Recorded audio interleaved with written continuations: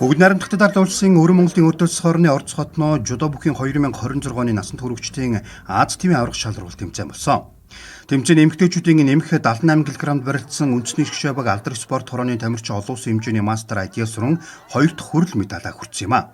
Тэрбээр хүрэл медалийн төлөөх барилдаанд дэлхийн отгон аврах бүгд найрамдах Солонгос улсын тамирчин Ким Хваюныг ялцнаар инхүү хүрэл медаль авсан. ITS рун 2024 онд Гонконгод зохиогдсон ТV аврагаас хүрэл медаль авч байжээ.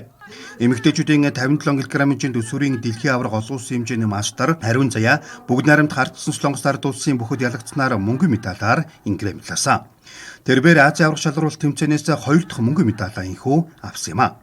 Мөн 63 кг-ийн дэлхийн аврах шалралт тэмцээний хошоо хүрэл медальт Монгол улсын гавьяа тамирчин Инхрийлэн алтан медаль хүртэж төрийн дуулаан Орц хотын ордонд эгшиглүүлсэн. Түүний хувьд Азийн аврах шалралт тэмцээнд 2 дахь төрүүлж байгаа нь энэ юм а. 3 жил дараалан финал дахтан 2 алт 1 мөнгөн медаль авч байна. Мөн Азийн аврах шалралт тэмцээнд 2 төрүүлсэн Монголын 5 дахь жудооч боллоо. Түүнчлэн 2 хөржинд төрүүлсэн Монголын 2 дахь жудооч болж байгаамаа. Харин 70 кг барилдсан олон улсын хэмжээний мастер 5 дулам хүрэл медалийн төлөөх барилдаанд энэтхэгийн бүхэд дийлдэж шагналт 5 дугаар байрт шалгарсан.